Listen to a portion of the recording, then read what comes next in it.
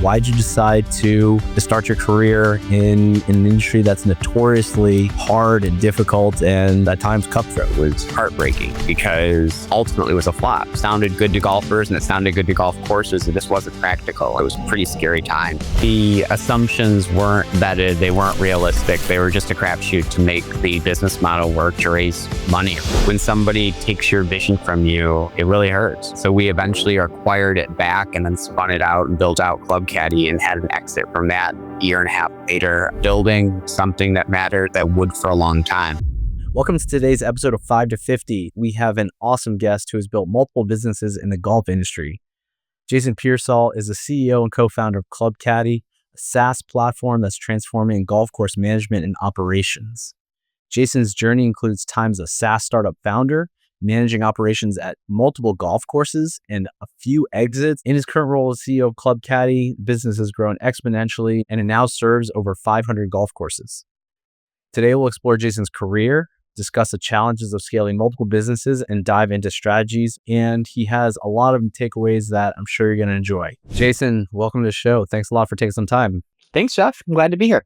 Awesome. So there's a lot of ways that I can take it. You've had a very interesting career, but I want to start with just golf as an idea and as a construct. Why golf? Why'd you decide to start your career in an industry that's notoriously hard and difficult and potentially at times cutthroat? My father was a country club general manager. So my first job was working at a golf course. I did, kind of over a 15-year period from maybe 6 to by the time I graduated college, every job at a golf course. And those are the best days.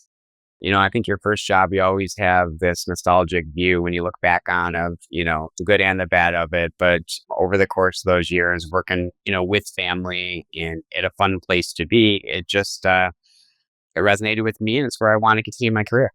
Wow. So many people work with family and decide to do the complete opposite. So it's kudos to your dad and the experience and the culture he created to give you that positive experience to keep going. That's awesome. Yeah. Like a lot of people, I grew up in a divorced family, right? So my father was a couple hours away from me, and the summer times is when I spent time with him, at his golf course. When you have family in the golf industry, they are in the golf industry, 60 to 80 hours a week during the season. So if you want to spend time with them, that's the place to do it. Right. That's cool. That's, it's amazing that you're able to have such fond connections to your past, and also you've translated that into your career.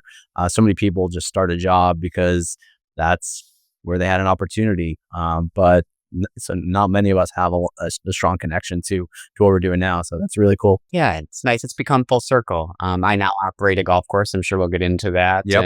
And my father works here. He's retired, but he still helps out, works in the pro shop a couple days a week, and this is his favorite place to be. Awesome. Well, we'll get into that and want to start a little bit further back. Want to start with Golfler and the app you started in 2015. You exited in 2017. And so what I wanted to get into is, 2 years to start and exit a business is just not a lot of time to scale. And so, how did you balance all of the requirements of scaling a business in such a short amount of time? It was a 6-month sprint from when we kind of had the idea of the product until the product launched. And I was fortunate to have a good team alongside me that was really, sprinting as quickly as I was to get to a goal. And when we launched it, it was heartbreaking because it ultimately was a flop. We had golf courses that wanted the product, and we had golfers themselves that were super interested in the product. And, the traction was there from a downloads perspective. What wasn't was the revenue model. Logistically, it's really difficult to operate a food and beverage delivery or pickup system on a golf course. When a golf course is busy, that golf course doesn't have the staff to be running out 18 orders. It just isn't economical and doesn't make sense to do that. When they're slow, they don't staff it at all. And so ultimately, I think I had this romanticized idea about how this app was going to work. And then, it sounds good, and it sounded good to golfers, and it sounded good to golf courses. It just wasn't practical. And so eventually that product pivoted on. We recognized we'd built a point of sale system. It's kind of the rudimentary start of Golfler, the food and beverage delivery system. We bolted on a T sheet. It was kind of the beginning of a golf course management software. At that point, we were, I wouldn't, we had taken on investment, and, the initial idea of where we were going to be, we were well behind on, right? And so there was an opportunity for a company that was looking to acquire what's called a golf course T sheet, a reservation system for golf courses, at the right time, and, had an opportunity to exit. So we took advantage of it. Wow. So you raised money. At what point in the life cycle of the business did you raise money? Was it pre go to market? Was it post go to market? How did you Both. accomplish that? Both. Yeah, I contributed myself initially early on, and had some friends and family kind of also contribute or pitch in to at least get us started through launch.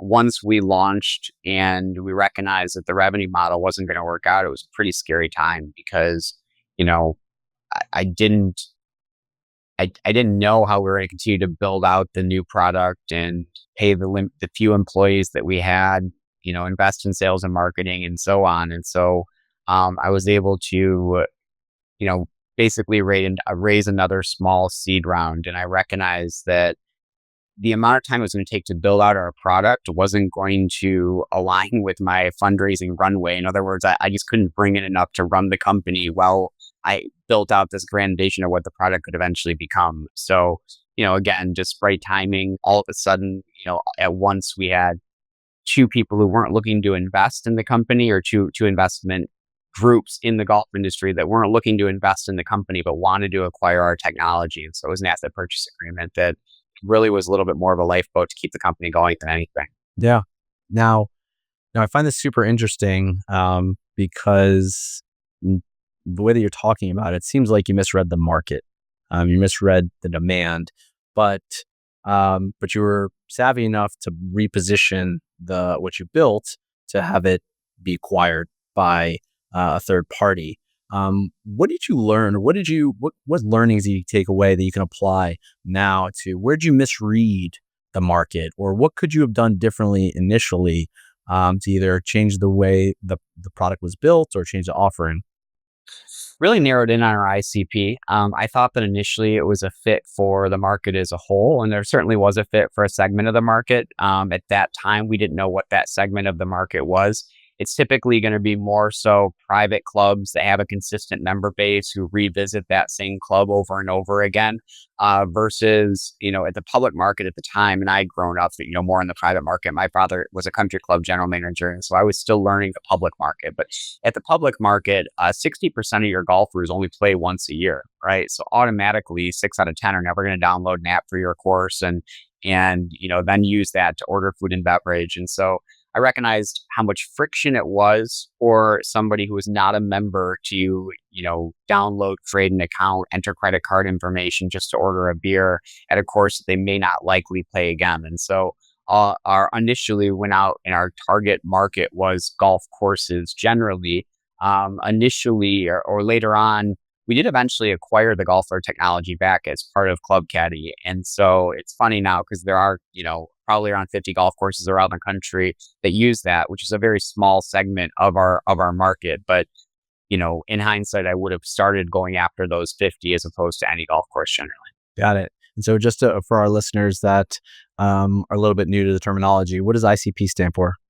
Ideal customer profile. Got it. So these are the customers that we really want to build our products and services around, that are going to be evangelists, are going to be full adopters. And so that's something that should be figured out early on in the process, right? Yeah, that's right. So eventually the product that we spun out was because there was a demand outside of the problem that we solved for customers that we had signed up that were not our ideal customer profile. And so, people needed a better reservation system. They were trying to get away from a barter model from a vendor called Golf Now, where they paid for their software by giving away certain of their tee times. And they wanted a golf course reservation system that they could white label and it was agnostic and owned by them versus a third party, right? And so we ended up building a solution based on the customers that we sold to, And it's because we sold to the wrong customers that we had to, pivot and go a different direction, right? And so ultimately, it worked out. I'm happy with the way that the company evolved, and it required us to build a broader set of products to service a broader set of the market. But it was expensive, and it took a lot of time to go through those pain points. Yeah, understood. So let's talk about that acquisition process. What point did you figure out, or did you decide that you needed to exit? Was it opportunistic, where you got a couple inquiries for acquisition? Did you go seeking an exit? How did that process come about? Yeah, so we were raising money at a $4 million valuation, and the offer was higher than the valuation, right? And so we were struggling to raise money at that valuation. This is in 2007, 2017. And, we had somebody who was willing to pay more than that to acquire the company. And at that point, all of the investors were getting a 6 or 7x return on, their initial investment. So they were very happy with, a check that went in 18 months later, now cashing out well. And, my team and I also, like, we weren't certain on where the product was going to be. We had just gone through a failed launch, and at least the revenue model, had failed. And so even if we spun it out and pivoted, we were kind of gambling that would ever be successful. This was, for most of us, most of our opportunity to really make our first big paycheck. So, it's a typical founder mindset where, you look on that, and the way that we've been talking, it seems like up until now, it was a failure. The launch was a failure. You misread your ICP, but in the end, you should chop it up as a big win and a big exit. How does it work in your mindset? How do you think about it? It's funny because we sold it to another company. They held it for around 2 years, and then they were merging with another competitor of ours. And so that left the asset that they had acquired, kind of, it was going to be deprecated. And so we eventually acquired it back and then spun it out and built out Club Caddie and had an exit from that year and a half later. So I don't know. I've always said everything just works out the way that it should with this company. And I'm happy with how it's worked out. Yeah, awesome. We'll get into Club Caddy in a second. But let's talk about that exit process a little bit more. What was Diligence like? How prepared were you for Diligence? Anything that you would recommend founders do in preparation for an exit that maybe you didn't learn until after the fact? Yeah, you've got to tell one or two stories, both in due diligence and just generally as fundraising. You either have to tell a story that's financial, right? Like, we have positive EBITDA, we're trending towards positive EBITDA, organic revenue growth is up. And that is the second. And ideally, the best is that you have both. But if you don't have EBITDA, and most startups and early stage companies just aren't going to, and that by EBITDA, I mean earnings. And so actual revenue more than the cost to operate your company, to go back to investors, then you need a growth story. And so your growth story is whatever your KPIs are, if they're downloads, if they're, conversions, if they're paying customers, if it's ultimately just revenue, you've got to show one of those two things. And so if you're not tracking that data, it's really hard to show either a good financial picture or to show growth. And so, it's really important to track anything and everything. And typically investor groups are pretty good at helping you figure out, these are the bases, or our investment thesis is this. We think your numbers are here. You can get them to here. And you're just, tracking those numbers to help show that you're on track. Yeah. And so what was that process like? Was it really heavy diligence, or because you were super early, there wasn't the benefit of long track record of financials that were in such a format, in such a way? Did you have contracts? Did you have a data room?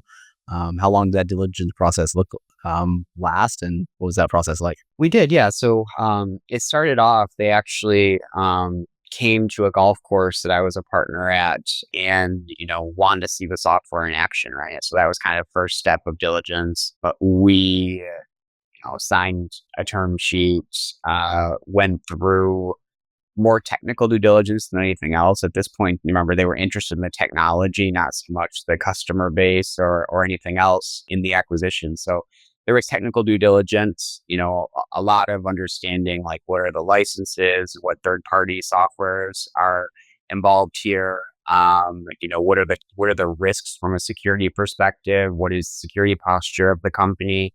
Um, you know, do you have just internal controls, compliance policies, things like that in place? And so it was, I would say more legal and technical due diligence than really financial due diligence through the first acquisition. But those are kind of the three key elements is you're going to see all three. And were you prepared for that? Did you have all your ducks in order in preparation for this process, or is it something you had to put together on the fly? A little bit of both. I think so. I'm a lawyer by background. I was a corporate lawyer, and so that helped quite a bit, just especially with the legal due diligence. Have a strong CTO who is strong on the technical side, and so between those two, we were able to bullshit our way, I guess, through due diligence well enough to close that deal.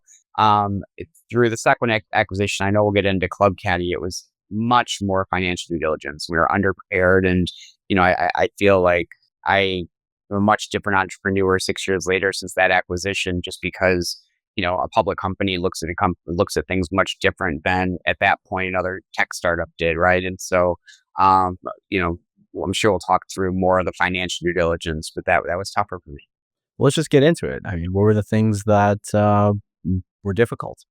We truly didn't know our customer acquisition costs. I mean, we could take our total sales and marketing spend and look at the number of customers that we signed up, but that's a really rudimentary way to calculate, truly what your customer acquisition costs. We didn't know what our, time frame to closing was from first contact, or how many demos it takes to get a customer, or how much per channel it would cost us to, acquire customers. So at that point, we didn't know, here's where we should invest, here's where we shouldn't invest, right? And so there are all these things that as your company matures, just become second nature to your operating rhythm, the way that, you run your business as you rely on all of these critical types of numbers and you're constantly analyzing them. Things like how many tickets you get per customer per month, the cost of those tickets, the average ticket time, the average response time, like these just become second nature as your business matures. And at that point, I had no clue. I didn't have any of that data. And so, we were strong in legal, we were strong in technical, but from just a financial and operating, KPIs, we were lacking. Got it. Did you have a finance team? What did your finance team look like at that time? I had a finance major that I hired as an intern as an accelerator at Michigan State, who is brilliant and amazing, but at the time was very green. And so I had somebody who was educated but not experienced, and now today they're highly experienced, right? But it was just at that go to that stage of the company. Yep. Yeah, it's something that we see often is, just because you graduate with a master's in accounting degree, or just because you have a CPA, doesn't mean that you have the real world experience to analyze financials or even put them together. And so it's really important to have the right team who understands your business, who understands the requirements of the users of the financials to put those together. So I definitely understand the problem. You're not alone in that world. And it's such a challenge as an early stage company to really have accurate forecasts. I remember one year we had grown by like 160%, and we had modeled that we were going to grow by like 210%. And the investment group was all pissed off because, we fell well short of the forecast. And we're like, are you kidding me? Like, we grew by 160%, more than doubled revenue. Like, this is crazy to me that they're not celebrating like we wanted to. We realized as we, matured that it's all about accuracy, predictability, doing what you say you're going to do and hitting those numbers, right? And so as we matured and all of those numbers that I spoke about earlier became more clear, it became a lot easier to predict how we would do. And if we weren't going to understand why, we were going to fall short, maybe come up with a plan to make up the difference. But it was just the maturity of the business was probably more maturity of the leadership team than anything else. Right. Yeah, absolutely.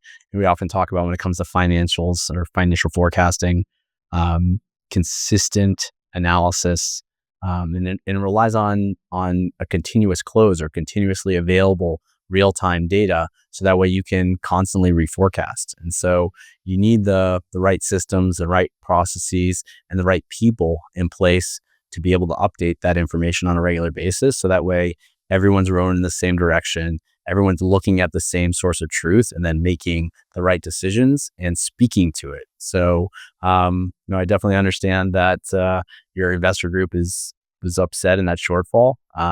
But congratulations on the 160% year over year growth. But if you would have told us it was 150% to expect 150%, and you beat by 10%, that's a much better story than missing by the 40%, right? Yeah, that's exactly right. So we all eventually learn to sandbag on forecasts as we grow up. And that's unfortunately the result that often comes is under promise, over deliver as a strategy. You see this in businesses all over the place. But it starts with having the right data to make those assumptions when it comes to a forecast. And you can't do that if you don't have data that's accurate and timely. Yeah, I think that it also results in you having, we call it an offline model, which is here's what we think we can do or what we can achieve. And we try to incentivize and build off of that offline model. And then you have the conservative case, which is, here's at minimum what we're committing that we will do. And if you, run the company to the offline model and try to overachieve, then you usually are in a good position when you beat your minimum case. Yeah. And so we talk about the offline model. What does that look like in practice? You have your finance team running multiple versions of the forecast. You have your accounting team managing the books, and is everyone talking to each other, or you have kind of a back room that does things in secret to not distract the rest of the team?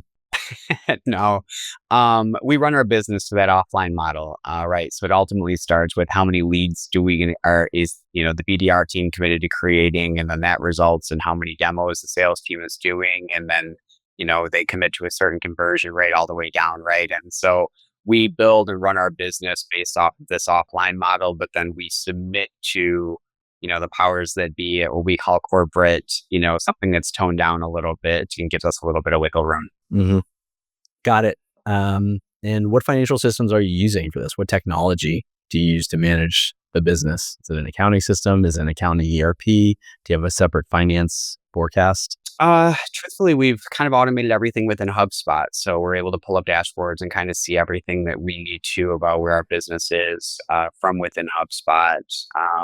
All of those numbers flow into Great Plains, which I don't love, but Club Caddie is a subsidiary of a large software company called Constellation Software, and they own approximately 2,000 other brands like us. And so some things are just set and too difficult to change over. And so, we have a lot of flexibility in what we can and can't use, but unfortunately, choosing the accounting system is not one. Yeah, changing an accounting system is not fun. Legacy systems can go on and on and on, and change management's hard. We implement accounting systems for clients often, and change management is always the hardest part of the process. Getting people to change what they do every day. People that are used to working in spreadsheets who no longer have to use those spreadsheets, and I have this existential crisis a little bit up front to understand the new process and the new software, even though their lives are going to be much better and they're going to be able to analyze data a lot more richly.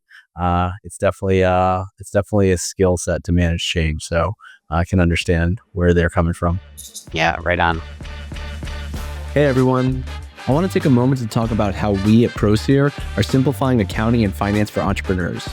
Through our outsourced accounting, fractional CFO services, proactive tax planning, and accounting software implementations, we cut out unnecessary complexity for business owners and entrepreneurs. Our approach provides real-time insights, practical tax strategies, and a clear roadmap to help our clients grow their businesses. If you'd like to learn more, feel free to book a free consultation with me by visiting proseer.co. That's PROSEER.co. Now, back to the show. So let's talk about Club Caddie a bit. So how did that process of joining Constellation come about? How did you navigate being a founder to a corporate-owned business unit CEO? Constellation is a unique company. At one point, I was raising money for Club Caddie. I had a Series A that was nearly committed and full. And I looked at the investment group, and it was private equity firms, angel investment groups, venture capital firms that all had a common goal. In 5 to 7 years, we want to flip this thing for a huge ROI, right? And for a lot of founders, like that's what they want too. They want to get rich in 5 to 7 years. And when those interests align, it can work out very well. That wasn't really what I wanted. Like I worked with all of my friends. Money mattered, but it wasn't the top priority. It was, building something that mattered that would for a long time. Constellation Software is one of the few companies in the world that has what's called a buy and hold forever strategy. So when they invest, they're looking for a long-term growth, stability. They want to acquire a system that will be the market leader for decades, not for a period of time. And so I'd seen other companies in the space that were competitors of ours who had taken the wrong type of investment, experienced the squeeze of, focus on EBITDA, slow R&D.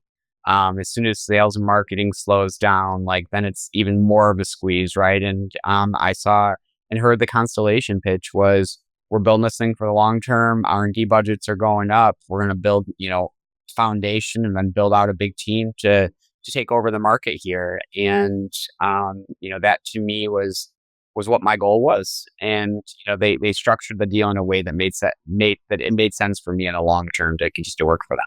Yeah, and that's it's it's unique to hear that perspective. We live in a world where the fundraise press release is touted by founders. It's all over LinkedIn, on all websites, on news about so and so company raising so much money. And it's what's lost in this is when we celebrate the fundraise, we lose perspective on what the real goals are.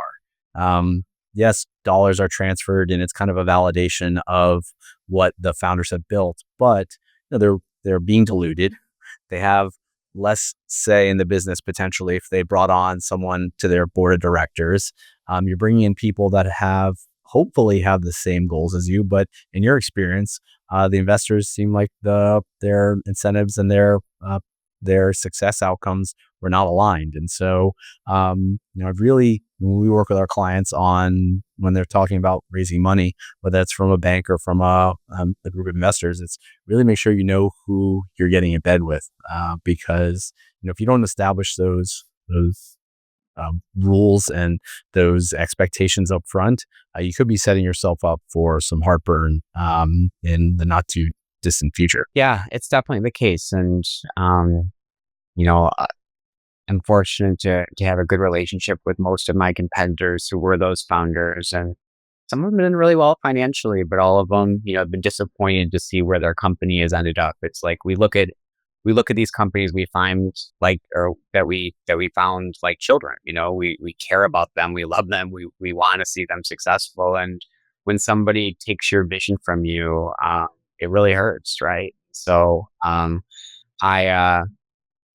I think some of them have made enough money that they're on beaches and they're happy about it and are okay with it. I don't think I would have been one of those founders. Yeah, it's just making sure that you know what it is you want and aligning the people on your team who can help you accomplish that and also believe and subscribe to the same values and the same outcomes as you're hoping to achieve. So let's talk a little bit about Club Caddie as a technology. It's a software that helps golf courses operate more efficiently, right? How do we think about the separation of financial apps versus operational apps, and should they be one? Should they be separate? What do you think of best practices? Our business is built around, the idea that having too many apps is the problem, right? And so genesis of Club Caddie is I invested in a golf course. We acquired a semi-private club that had the needs of a private course to over 200 members, a banquet hall, a restaurant, multiple restaurants, golf simulators, tennis courts, pool, all these things had different software systems that didn't talk to each other.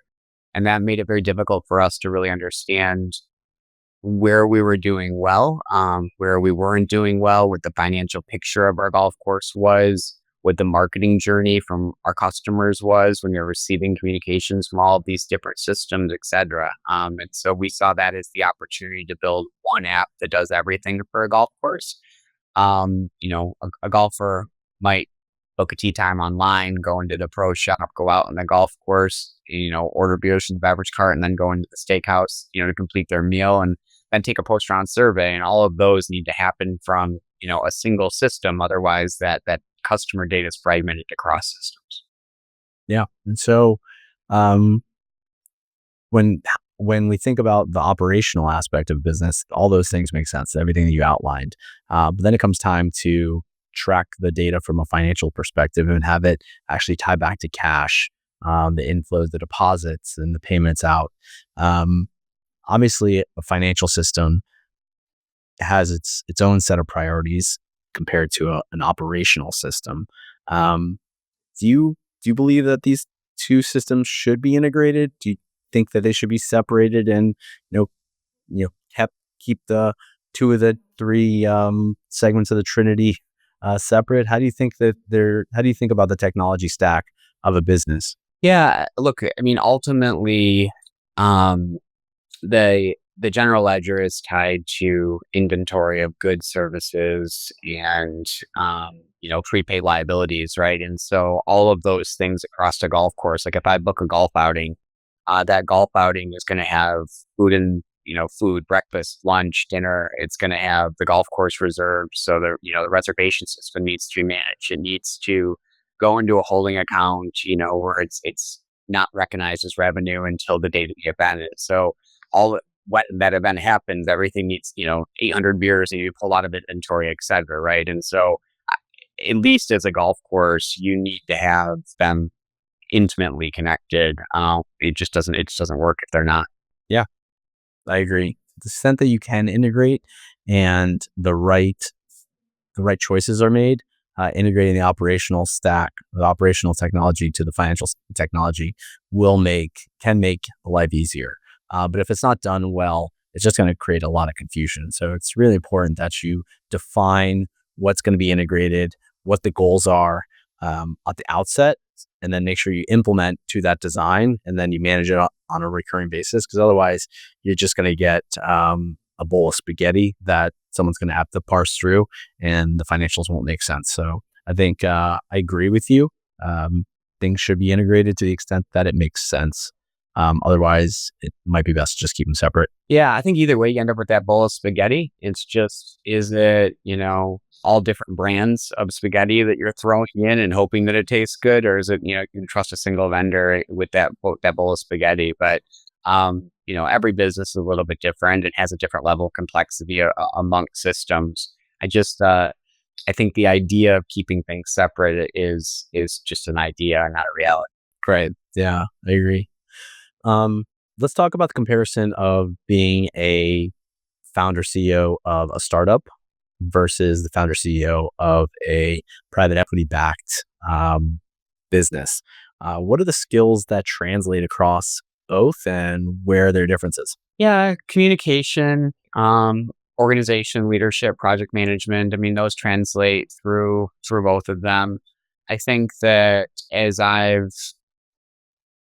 guess, matured into a corporate CEO, I've had to learn to be more patient, to be more thoughtful in my language, to be more data driven, to probably understand that the rest of the organization isn't going to move as quickly as I want to or am able to, right? And so I think there's a lot of advantages to that nimble, agile stage that you have as a startup founder that you lose as your organization matures.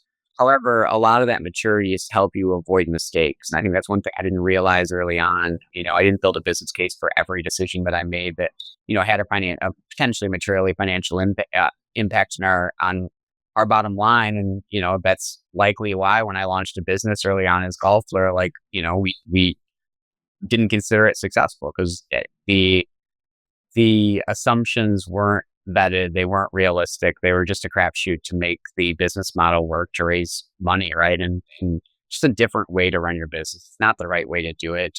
All of us are learning as we go when we're early. But you're setting yourself up to be disappointed. Your investors to be disappointed, and ultimately to make the next round much more difficult. But it's a trade-off, right? You need to have that pie in the sky mindset. We're going to conquer the world attitude to grow something special. And so, if you start looking at the data too early, you're not going to have the traction. You're going to probably overanalyze things, and you might not move as fast or make the best decisions for the business if you start looking at data too early, because it's not going to be enough data. It's not going to be the right data. And so that is a trade-off. For a mature business, of course, you should be looking at data. You should learn from the history, but you don't want to let the data dictate your decisions for everything. Agree. It's just a balance. Yeah. So in a couple of years ago, so you're the CEO of Club Caddie, but also a couple of years ago, you acquired your second golf course. Was the thesis the same as the first golf course, or was there anything different? Well, had an opportunity to exit the first golf course post COVID, which was, financially a good opportunity, but also the first golf course was about an hour north of where I live, and really wasn't easy on the marriage, already having long hours and that far away. So when I sold, I was kind of looking for another golf course that was much closer to home, and there was a really unique opportunity of a Donald Ross golf course that a city had purchased, and kind of didn't really know what they were doing, and actually ran the golf course to a point where they killed all the greens and it was closed down for a couple of years. And so, when I kind of stumbled in this opportunity to restore a historic Donald Ross golf course right here in Metro Detroit, you know, 10 miles from downtown, 10 miles from Detroit Airport,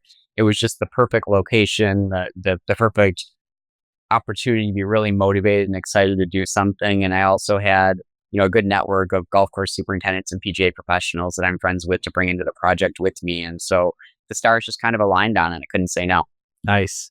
And so, what are you looking to do differently with this course than maybe you didn't do in the past course, or maybe throughout your career you've taken some learnings and said, you know what, if I got another shot at the another bite of the apple, I would do it differently. What are the things you're looking to do differently? Yeah, it's interesting. When we had the first golf course that we bought, was a little bit more of a rural area, and we had to balance as a semi-private club a membership, which was the core of the club, and the majority of the revenue came from it, also bringing in public play.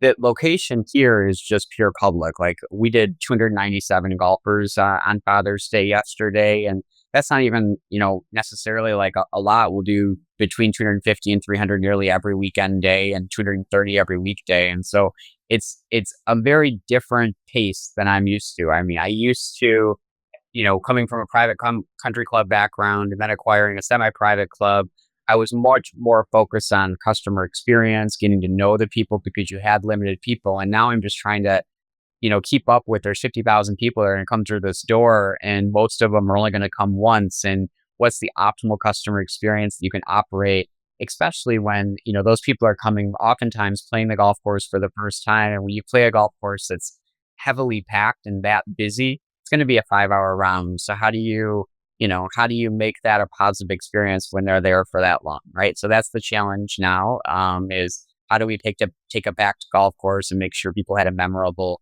positive experience, and just one step at a time, trying to do little things that make a difference. So how do you make a 5-hour golf round enjoyable? Because most of the time, if I'm playing 5 hours of golf, it's probably because I'm having a very bad day. Yeah, you put a starter out there on the first tee, explaining. So you set early on what the expectations are, and then let them know history of the golf course, that it's busy, what they can expect on pace of play. We put cart-mounted GPSs onto the golf carts to let them know their current pace, and let them know, how far behind they are. You put rangers on the golf course. They see it's something that you care about, and make sure that if they have an issue, somebody can address it. we built a bar on the golf course, so when they're slow and it's in between 6 holes, they kind of have a place to go if they're backed up behind a tee to go have some drinks. You make bathrooms super accessible. So, we've added additional restrooms. In addition to the bar, making sure the beverage cart is staffed and then everybody's friendly, right? You put up hole signs that, have directions, but also, we just printed a bunch of hole signs or sent to the printer a bunch of signs that have Donald Ross quotes to just remind people of, you're outside in the Donald Ross property. Like, Yeah. it doesn't get better than this, Right. right? But it's just all of these little things that add up over the course of the experience that, that hopefully they leave and they say that was better, that was a more enjoyable experience than maybe somewhere else that I played and they come back a second time. Yeah. All those little things plus access to the bar. Yeah, exactly. Makes sense. You give them a mobile app to order beer from, right? It's like, There you go. There you go. That makes a huge difference, I'm sure. So, just a little bit more on the golf course. What are the metrics that you're tracking when it comes to golf? What are those KPIs that move the needle for a golf course? average revenue per round, playable days, playable hours. There's a big variance in golf courses based on just weather, right? So if it rains for a week in May, then you need to be able to explain that, yeah, my revenue in May is less than 2025 than it was in 2024 because we did, 750 less rounds. And of those 750, they're attributable to these 4 days where the golf course is closed because it was flooded, right? And so you're always looking for the reasons behind comparables, how much they spend outside of golf. So not just average revenue per round in golf, but how much more are they spending on food, drinks, merchandise, Revenue mix. obviously what the margins are for all of those things. And then the biggest one is really OpEx. Like a golf course is extremely expensive to operate. You're taking care of 150 acres plus of land, maybe a 15,000 square foot building on top, 10 miles of cart path, etc. Right? It's very expensive to do. So, the average public golf course in the United States has revenue that's less than $2 million, and they're likely spending, 1.5 million just in labor to operate that club, right? And so, you still have a lot of other things, chemicals, golf carts, equipment, etc., that just really add up. And so, paying attention to OpEx is really your most important thing to pay attention to as a golf course operator. Awesome. That makes sense. All right, let's close out with a couple rapid fire questions, if that's okay. Sure. Cool. So, who do you look up to as your biggest business inspiration? You had to choose one person that you look up to inspires you from a leadership or from a business operator standpoint. My father obviously played the largest role in influencing me and my career in the golf industry. I've been fortunate to have a couple of great mentors, in software and technology along the way. A great lawyer mentor as well. But I've had good bosses I consider mentors, and a great family that taught me the value of hard work. Amazing. What's one financial habit CEOs should not live without? A financial habit. That's an interesting one. I think it's just consistency. Weekly, you need to be on top of all your numbers and KPIs to really understand what's going on in your business. Got it. If you could instantly master one new skill to run your business, what would it be? I would enjoy doing the financial work, right? Like I have to work and try to do it. The thing that I would change is I would like to do it. I would enjoy doing it. Fortunately, I've got a good team that breaks it into, dashboards that I can digest quickly. But I just don't enjoy doing the analysis. Understood. Well, that's why I'm in business for many entrepreneurs. So I understand the sentiment. Where can people find you if they want to learn more about you, Club Caddie, or any of the golf courses that you operate? I'm pretty active on LinkedIn, Jason Pearsall. I respond to most messages. Awesome. Thanks so much, Jason. Appreciate this. A lot of insights, and looking forward to having people listen to this one. Cool. Thank you, Jeff. Thanks for tuning in to 5 to 50. If you found today's episode helpful, be sure to subscribe, leave a review, and share it with other business owners looking to grow. Do you have a question or a topic you'd like us to cover? Connect with us on LinkedIn or reach out to us at ProSeer, where we're empowering entrepreneurs with real-time, actionable insights and financial infrastructure through smarter accounting, tax, and financial strategies. Let's keep this conversation going. Together, we'll help our businesses thrive. Talk to you soon.